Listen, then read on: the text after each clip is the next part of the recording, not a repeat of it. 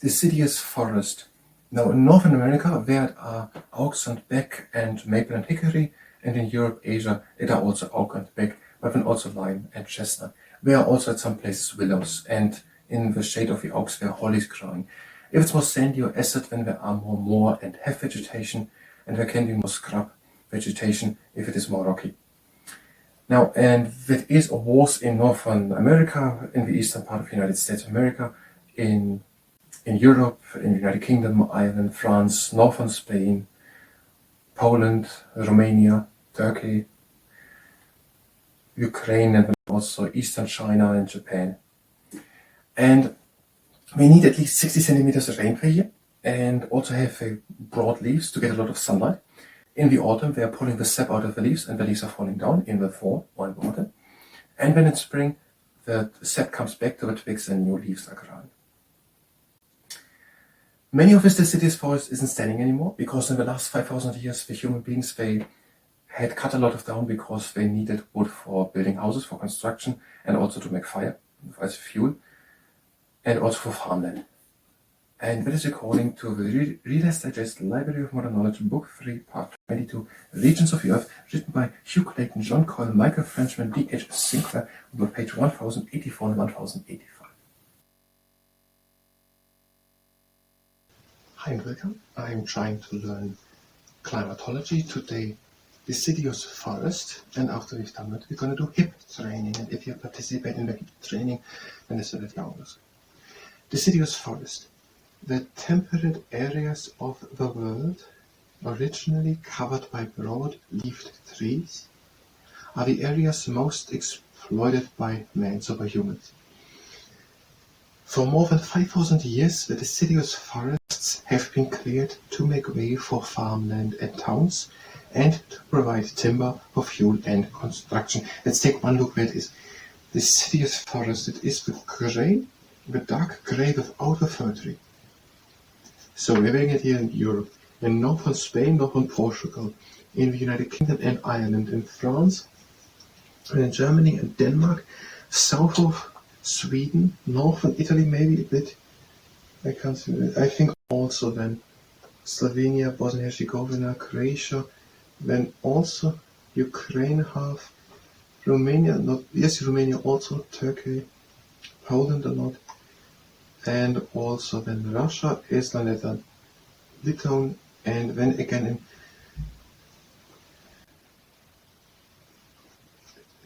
where is Japan? I can't get to the part of this map where Japan, Korea is. I think it must be Japan. Japan and China. And somewhere else. Is it Southern Australia? It could be Southern Australia, as well as a bit in Uruguay and Paraguay, I think, is it, in Southern America. And also South Africa.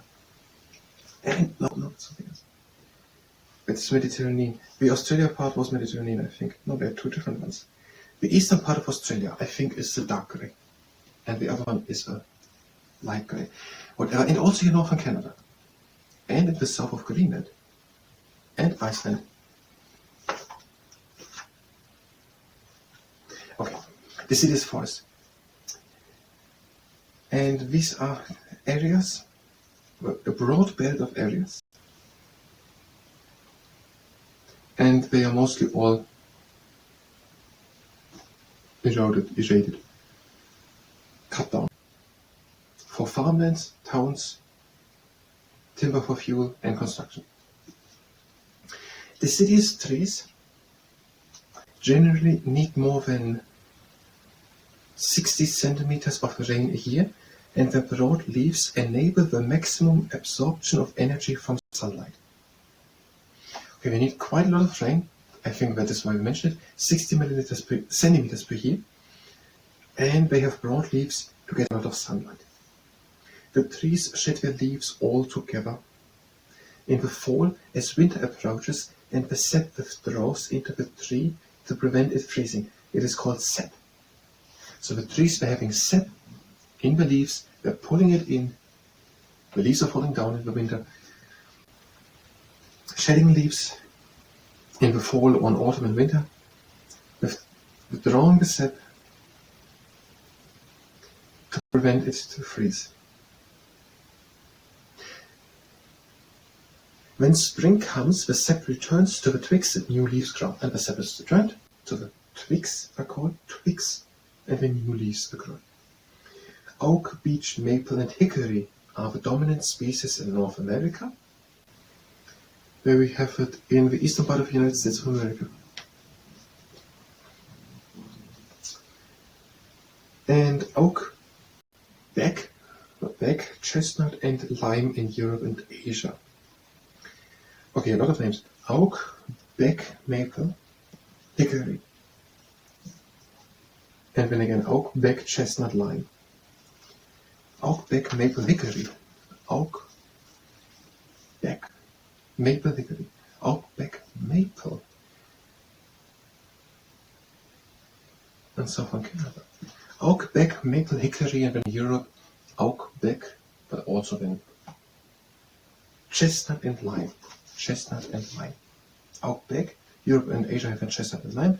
The other one having maple and hickory. Chestnut, lime, maple, hickory. Willow coexist with these species on damp ground, and holly grows in the shade of the oak. There are also willow trees. I don't understand where it is. And holly grows in the shade of the oak. And in the shade of the oak, which was named North America and in Asia and in Europe, grows holly. Oak, beck, maple, hickory, oak, beck, chestnut, lime. Brown forest soil, brown earths, are fairly fertile. They are rich in humus from decaying leaves. We had coniferous forest. Is that the reason why the coniferous forest has not such a good ground? Because there are no leaves falling down. But they said there was a thick layer of coniferous needles. But it might be something completely different. So the soil is fertile. And they are rich in humus from decaying leaves. But in wetter areas, leaching may carry away nutrients. Leaching, I don't know what it means. Leaching carries away nutrients in wetter areas. It's fertile ground because there's a lot of humus from the decaying leaves. In some areas, leaching of a lot of water makes it away. Conifers or scrub take over on rocky, porous soil, and moor and heath vegetation takes over where soils are sandy and acid or ill-drained. If it's more rocky, conifers and scrubs,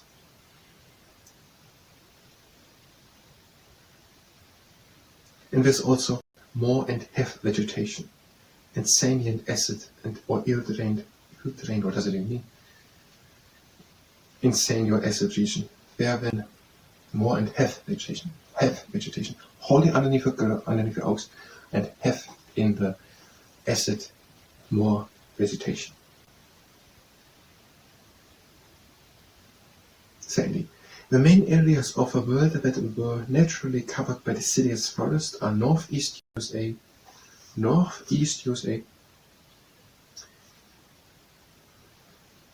central Japan, so there's a Japan, yeah.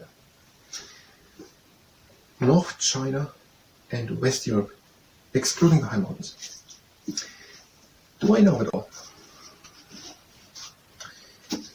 Deciduous forest. 5,000 years ago, now what is deciduous forest?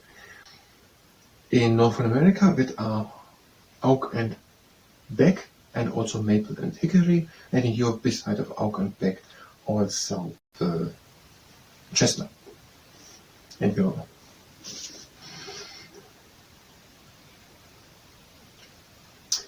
And lime, chestnut, over the lime. Chestnut and lime. There are also willows in some places. Underneath the oaks are sometimes hollies. And if it's more sandy or acid region, then there are more heath vegetation.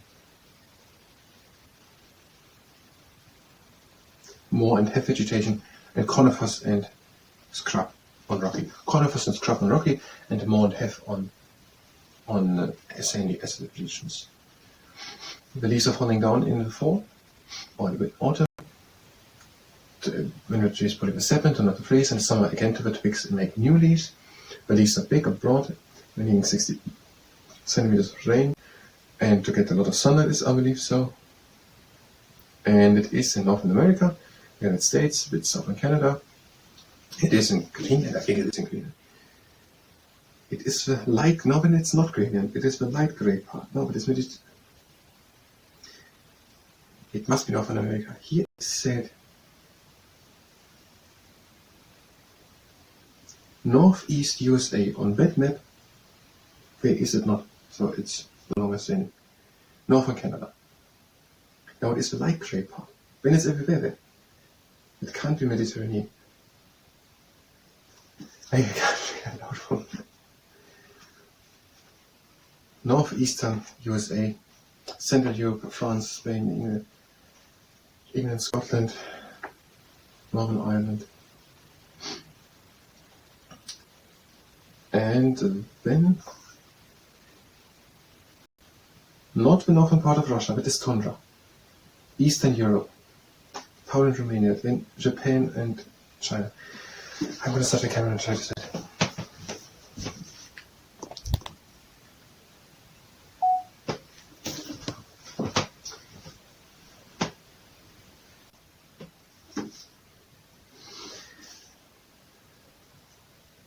Deciduous forest.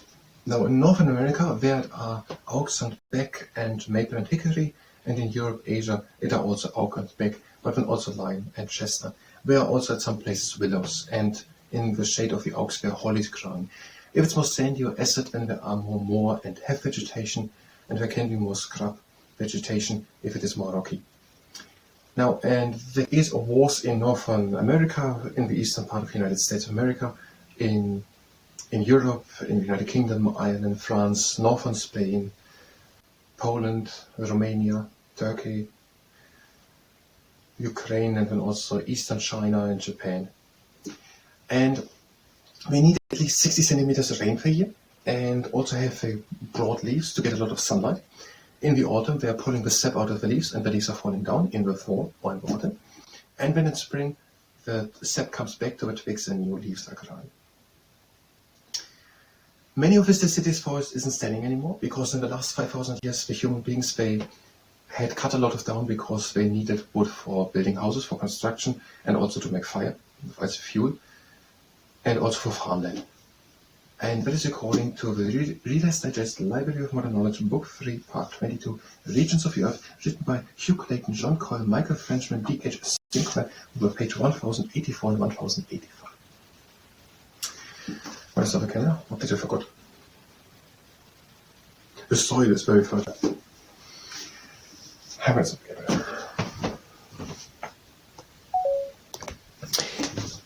That was the climatology part. If you were here for climatology, you might try to remember yourself that the soil is very fertile, I believe. Otherwise, if you were here for climatology, you can go directly to the next part of climatology if you stay here and participate in the hip training and this video on this. The feet are sitting together and we're doing the rooting tree. Toes to the outside, toes, heels, heels, toes, toes.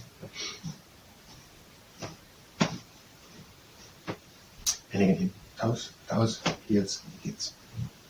But now stay down, stay in the knees. So back again, stay in the knees. Yeah. A bit wider apart, down into the knees, flex the legs and press them together, and now straighten one leg. Bend it.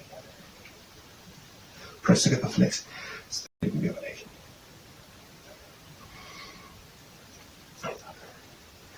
A bit wider apart, into the knees, flex, press together. Go over to one side so that leg is straightened. Into the middle, over to the other side, press together, flex. Right up. We can also together, press to the outside. One leg up, leg to the side, breathe in, and out into the middle, and down. Other leg up, to the outside, breathe in, out and down. One leg up, hands out, and over cross. Over cross again, middle, down. Other leg up, and over cross. Again, middle, and One leg to the outside, lift it off the ground, place it again onto the ground. Other side. Only the leg moves. Try to stay tall. And one hand on tummy, one on lower back, and lift one leg in a straight line up. Try to bring the leg higher. Control the hands with your tummy fall back. And pull it up. Body up.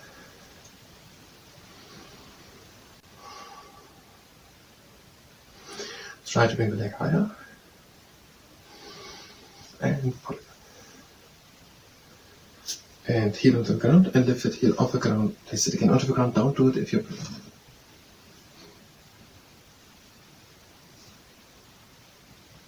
other leg.